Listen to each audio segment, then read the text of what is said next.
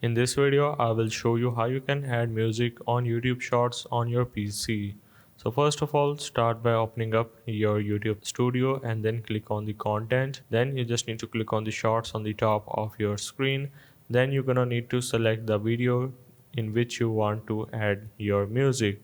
So click on the editor and then click on this audio button. Once you click on the add audio, you just need to make sure that your music is selected and then hover over to that particular music that you want to add.